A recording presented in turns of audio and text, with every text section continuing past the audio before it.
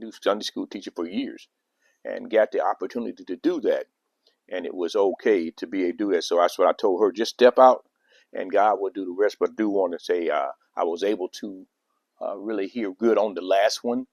And I know she did a real good job there. So, well, okay. What do you got? What do you got now, Alicia? Okay. It's not there. Okay. But again, I'll use that a lot. So I thank her for that and a lot of other things that are happening. Are we on now or not? Yeah, I don't know. Okay, I'm gonna move on. We'll go on and go forward here.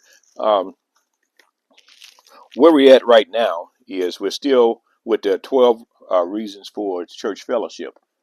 And, you know, that breaking, we've been on this for a while. And now, you know, we're still on it. We're almost done. We're on getting ready to start number 10. And it's only 12 of them. So we're almost done what is happening here. So um, it's very important, as we said before, and to bring back to your memory of how important it is for us to fellowship together. See, when you fellowship together, you give chances for other things to happen, just like, you know, as fact, doing this, giving Shelley an opportunity to speak. You give this chance, but if you don't come together, a person don't really have that chance as much. So it's a lot of things that can happen and take place with fellowshipping together. Now, if you look at number 10 on your handout sheet, and if anybody needs any, I know it's been a week or so since we've had them. If anyone needs anything, we need another one. Make sure, because we had them mixed.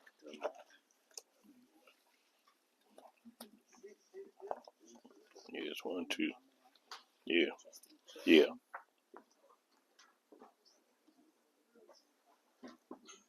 Are we live or down? We are. Okay. Well, give me a thumbs up or something. Let me know. No, I didn't see you. I didn't see you. 'Cause I kept looking back there. Okay, so we are live. So we'll give everybody a chance to get that. I know we want to get caught up and get moving on this, so we can get ready to move on to something else different than what we have.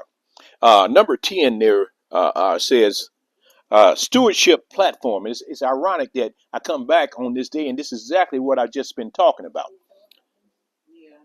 So now, what we go out, we up and down. So you didn't say anything. Okay.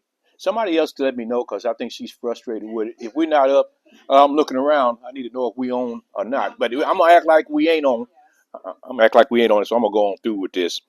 Stewardship platform. It says to train and serve your purpose, and it gives Exodus 23rd chapter verses 25 through 26, and Matthew 25 and 15.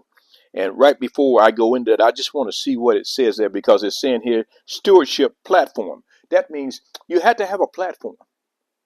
You had to be given an opportunity to do this. But before that, you had to train so that you'll know your purpose.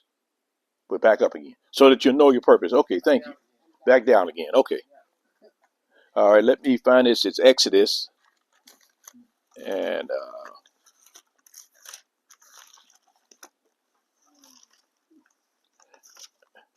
that was Exodus 23, 25 to 26. Okay. Exodus 23, chapter 23rd chapter, 25 and 26. Thank you. And it reads, and ye shall serve the Lord your God, and he shall bless thy bread and thy water, and I will take sickness away from the midst of thee. There shall nothing be cast their young, nor barren in their land. The number of the days I will fulfill, which I'm trying to understand how that actually works along with that, but that's okay. Given a platform to be able to do this, but before you had to serve. And a lot of times, and I was talking to Shelley about this. Your service, you might want to teach or you want to sing, that everything you should be doing before that should be pointing towards that. You know, like if you want to teach or whatever, then you ought to be in some kind of classes and stuff. Yeah, you ought to be. You ought to be training and all that stuff. But sometimes God don't work the way that we work. And he don't think that the way that we think. He might have you up here cleaning toilets.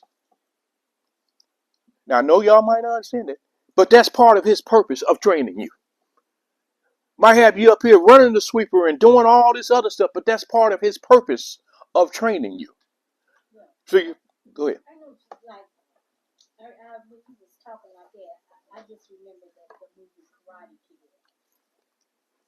And remember, he was training to do the karate and be a champion, but he also had to wash the cars and do all that stuff, and that was also like a part of his training. Yeah. To do all that kind of work before he was actually, geared towards training him to be a karate champion. Yeah. Well, God has to humble you, and then he has to make sure that you don't humble yourself. So you're looking at a higher office or higher thing that you want to do, but will you be willing to go down and do the lowest thing that needs to be done? And as a servant of God, because that's what you ought to be willing to do whatever God needs to have done, whatever it is.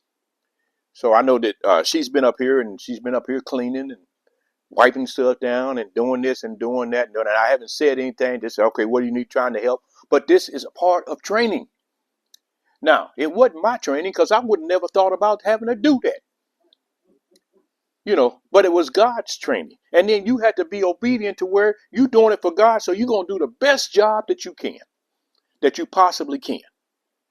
And I reflect back on that because she was doing it. I know before I really got into all the stuff at Indiana Baptist and teaching and preaching and all that stuff, every day I was up at the church doing something up there, working on the furnace or, painting or whatever needs to be doing up at the church constantly every day. Yeah, alarm system, all that stuff was doing that and didn't think nothing of it. But we had to make sure. And God needs to make sure, for He knows what we're going to do, but He had to make sure that when we ready to step into our purpose, then we can step into it right. We won't let anything pull us back out of our purpose. And I know y'all know me here as a pastor here. It ain't nothing wrong with me. I'll clean a toilet. I'll cut the grass. I'll shovel the snow. I'll run the vacuum cleaner. I'll get on my hands and knees and do a whole floor, do a bathroom. I don't care. Because it's all part of kingdom building. But I do know when you are doing these things that God has for you to do, and He's taking you through these things, you cannot get discouraged and think, oh, what am I doing this for? Because He's training you. More subjects to make every